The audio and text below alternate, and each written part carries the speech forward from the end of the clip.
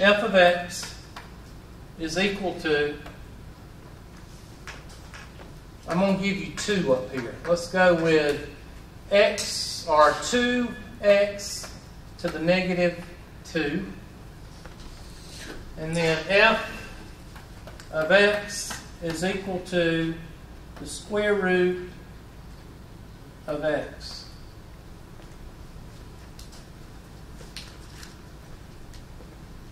Now these two are examples of problems that you should rewrite before you start.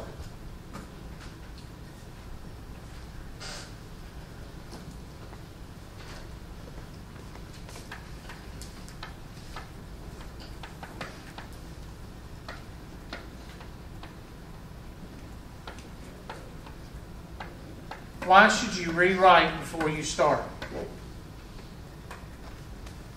Because in calculus, there's a couple of things that don't go very well. One is negative exponents, and one is what? Radicals. Those two things don't go with calculus very well, so you have to rewrite them. And always remember, if it ain't broke, don't fix it. But if it is broke, what? Fix it. Fix it.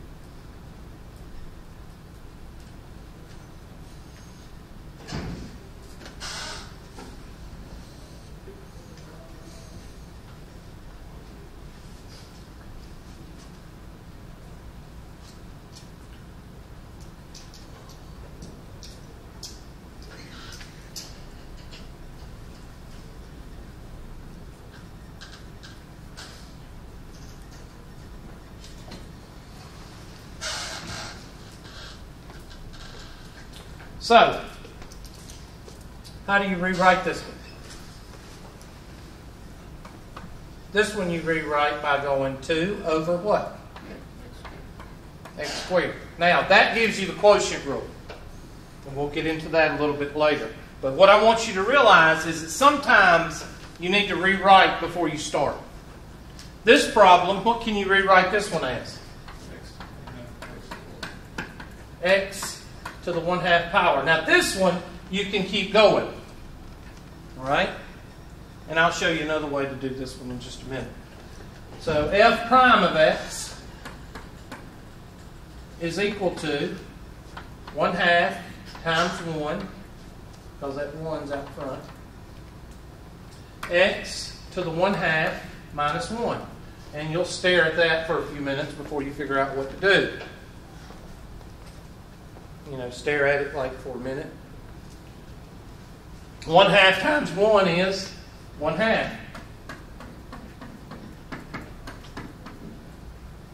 X 1/2 minus 2/2.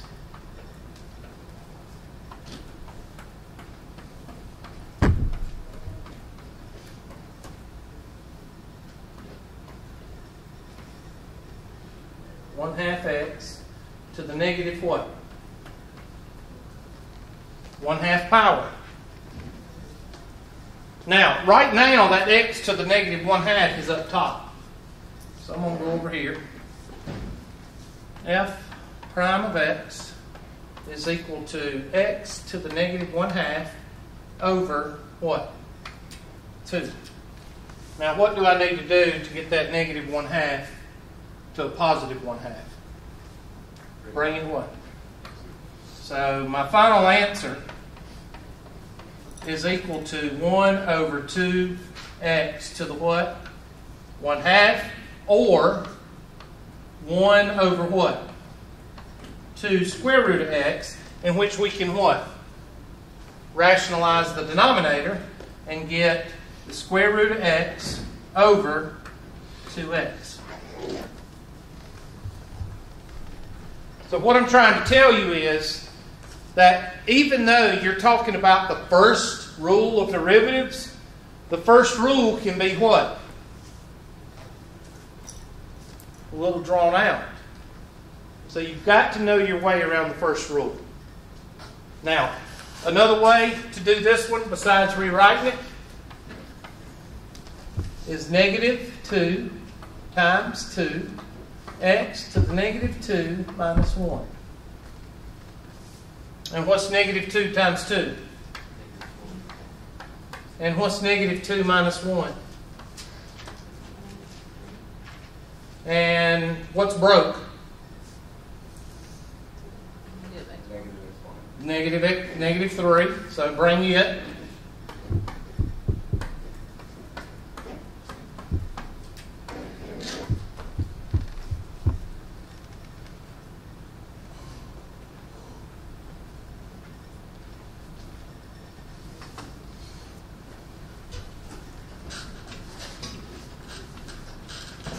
Now let's take those two problems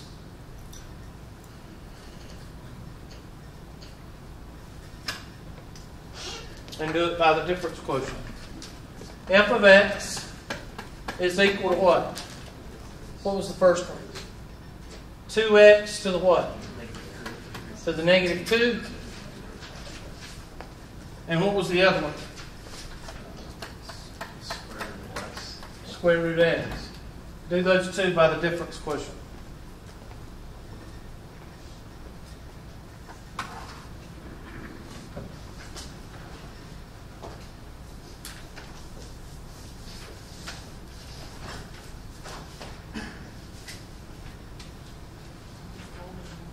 Huh?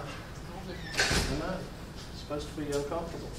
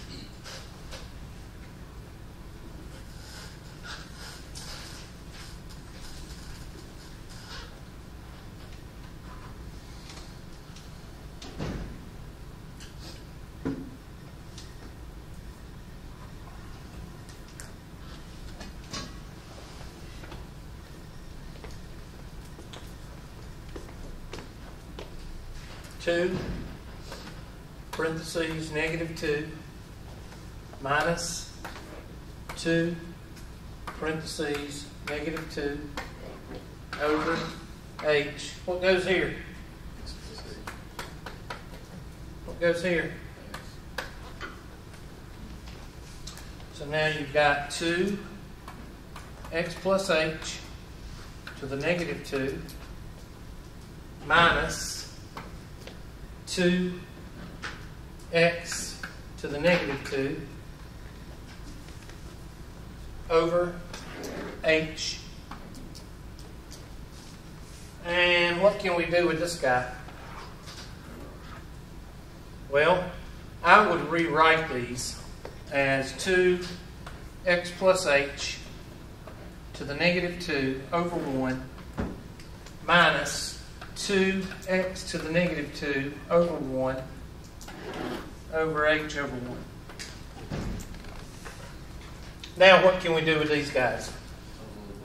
Bring this downstairs, bring this downstairs, and we have 2 over x plus h squared minus 2 over x squared multiplied by what? 1 over h. What's the common denominator of these two? Well, they're those two together. So I'm going to 1 over h.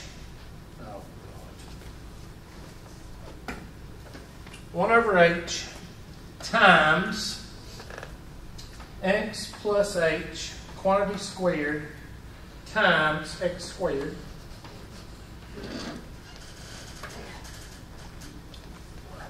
how many times will this go into this? X squared times 2 times x squared minus 2 and then times what's down here, missing x squared is missing this, so that'd be x plus h quantity squared, and I'm going to put this in brackets so I'll remember to distribute that negative.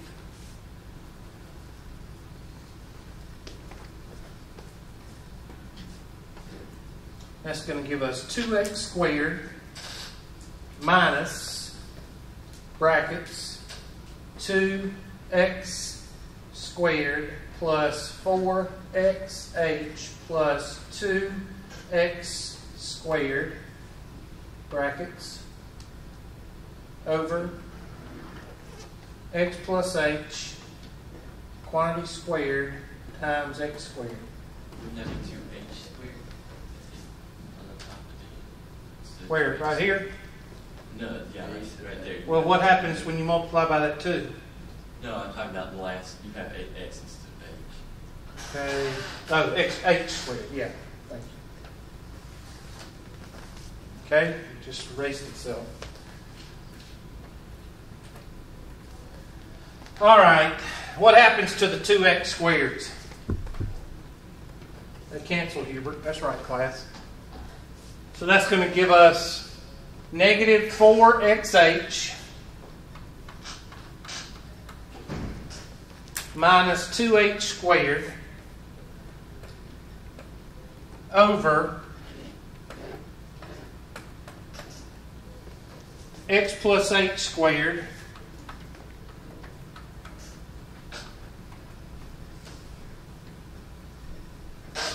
times x squared.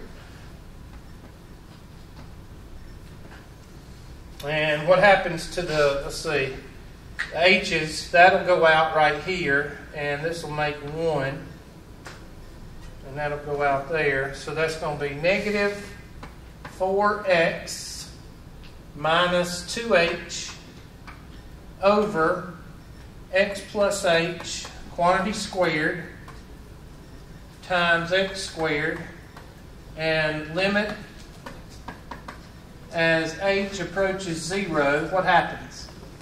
Well, that's going to go out, right?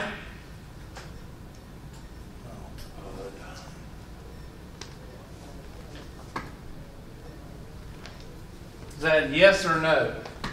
Thank you. appreciate the interaction with one student.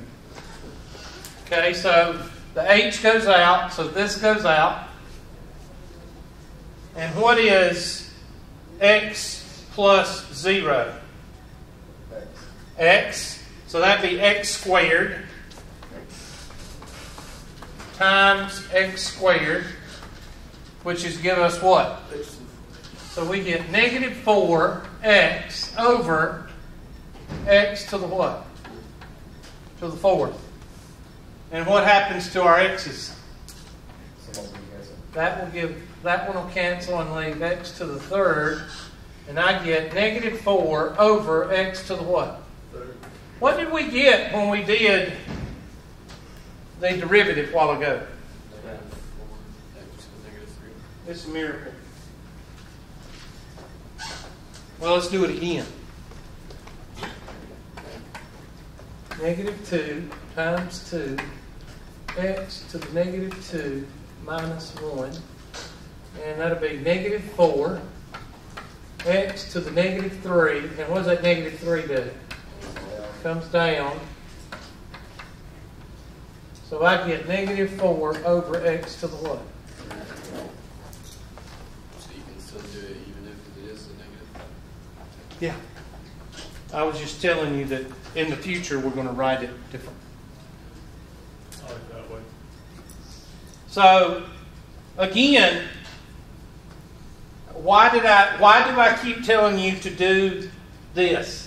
Because your algebra cannot freeze up. Your algebra has to be fluent all throughout calculus. You cannot forget your algebra unless you just want to fail. All right? Let's do the square root of x. So I can figure out how to work this machine. Square root of x.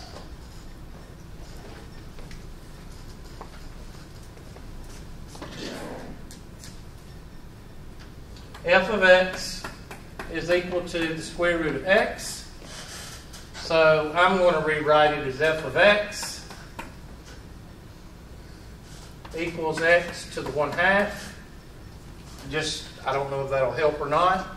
So parentheses to the 1/2 minus parentheses to the 1/2 over h. And that's going to give us x plus h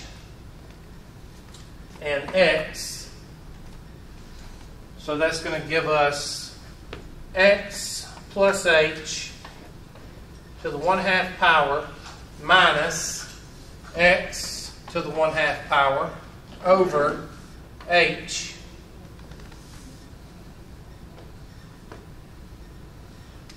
That's not going to help us very much because that's the square root of x plus h minus the square root of x over h.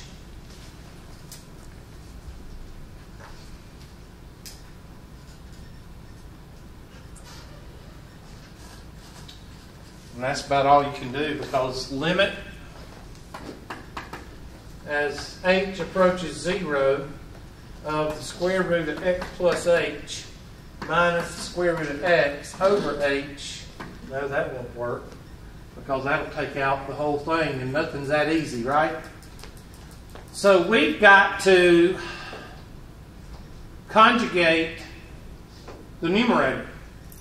Why? What happens here? Little flag goes up. It ain't that what? Easy. It ain't that easy.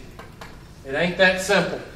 When you get to something like this and you go, okay, well that 0 is going to take out the whole thing, so that's it, undefined. Nope. Not that easy. So we're going to conjugate the what? The numerator.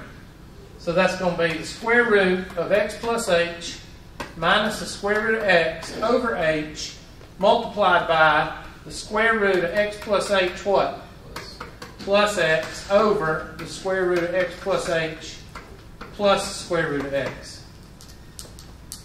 And that's going to give us what on the top? Well, that's going to take out the thank you, the radicals. And that's going to be x plus h minus what? x over h times the square root of x plus h plus the square root of x. And what happens to the x's? They cancel, Hubert. Thank you, class, for the interaction. And what happens to the h's right here? So that's the limit as h approaches 0 of 1 over square root of x plus h plus the square root of x. And that's going to be 1 over the square root of x plus the square root of x, which is equal to 1 over 2 square root of x. What did we get a while ago when we did the derivative?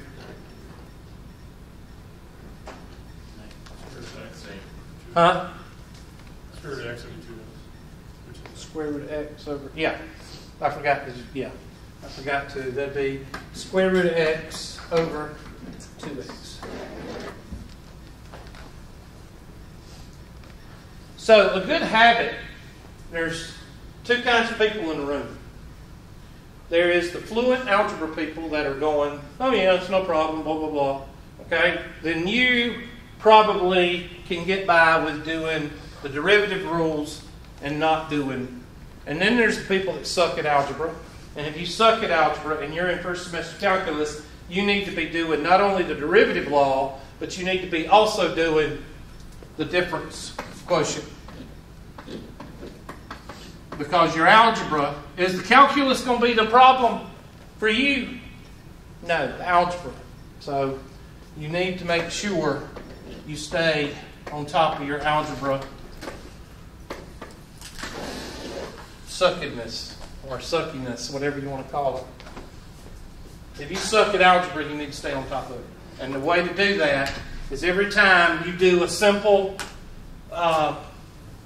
derivative law, you need to back it up by doing the difference quotient. Now, if you're fluent in algebra, you don't need to do that. You need to make that decision. That's you, not me. Okay? Now, let's move on. So we need to move on to the product rule and the... Hold on a minute. Okay, we're good. I'll keep y'all here till the last minute. Let's move to the product rule and quotient. Because that's probably next. I'm trying to move down. Let's see. This new program is so difficult to maneuver. All right, there's them going through and doing it. I'm not going to go through that. Next page, 174. I don't know if they're going through the product rule. Power rule, there we go. I've already done that. Okay, we've already done that. Why they got it in here twice? Looking for the product rule, constant multiple rule. You might want to make a note of this. Now this is not only true with the derivative, it's true with the antiderivative. And this basically tells you nothing. Okay? This means that if you have f of x is equal to, it's more true in the antiderivative. You can see it in the antiderivative more than you can see it in the derivative. But if you have f of x is equal to 5x squared, then you could pull the 5 out.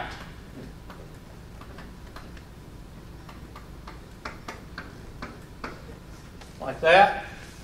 Pull the 5 out, the constant, pull it out, and just work with what? The x function. And just go 5f prime of x is equal to 2x to the what? To the first, and then multiply that 5 times that 2, what do you get?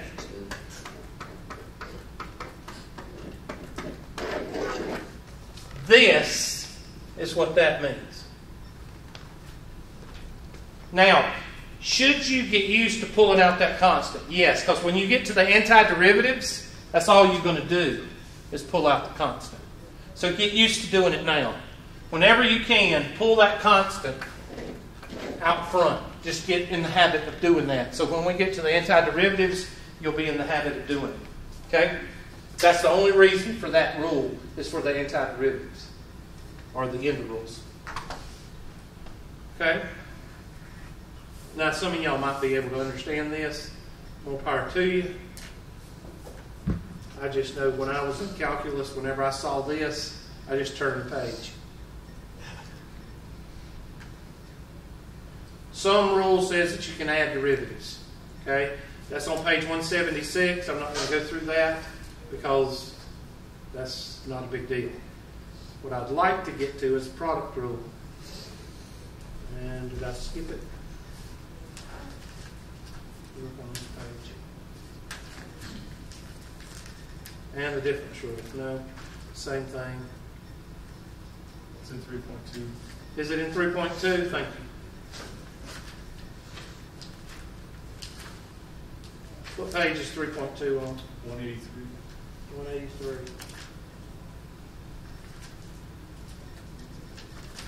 Okay, here we go. This is your next two big rules right here. The product and the quotient rule. So you need to write that down. So your first rule is the derivative of a constant is what? 0. 0. Your second rule is the power rule. The third rule is pretty much this rule. Now, if you want to look at that, knock yourself out. But that's not the way I show it. Throw a hubrism in there and make it a whole lot easier. And that is, product rule is the first times the derivative of the second plus the second times the derivative of the first. Okay?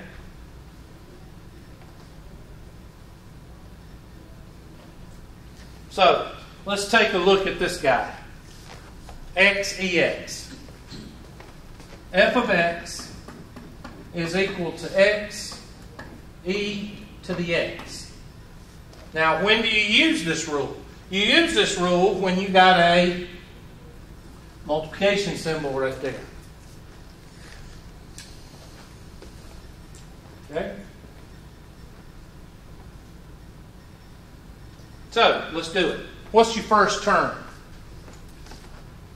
X, Hubert. That's right, class. First times the derivative of the second.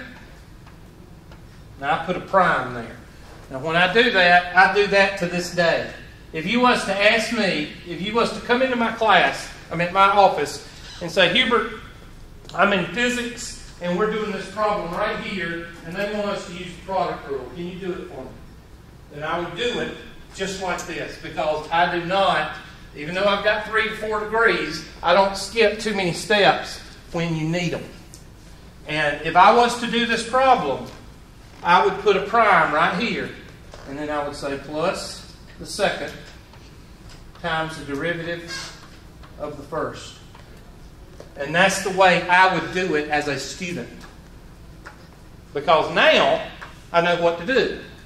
I take the first one. I don't do anything with this. The derivative of e to the x is e to the x. Remember that. And it's somewhere in your book, somewhere. So, e to the x plus e to the x. And what's the derivative of x?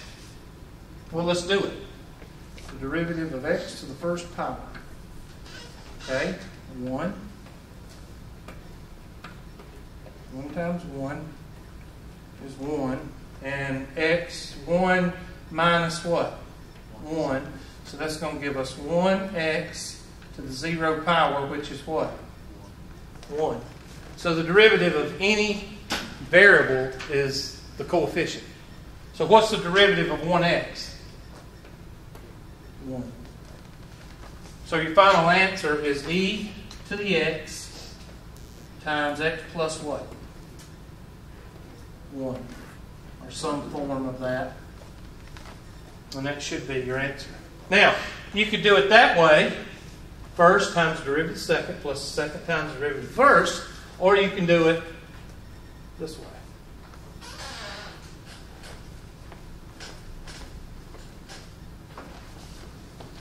So for those of you that can't read that, that says,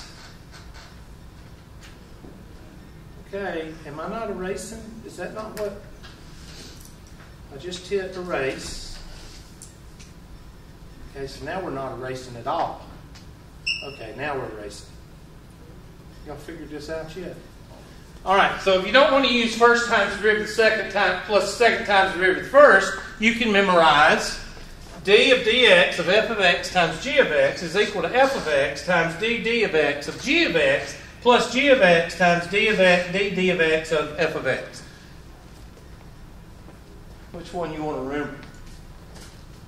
First times derivative second plus second times derivative first. It's a whole lot easier. Now, so y'all can make sure that I know what I'm doing. We'll just take this thing and scroll it down here. And what did they get? Right here. What's the answer? Right there. What's the answer right there? It's a miracle. So at least I know what I'm doing. So, let's take a problem. And I know time's about up, so I got about 7 minutes. But these are two important rules. The product rule and the quotient rule.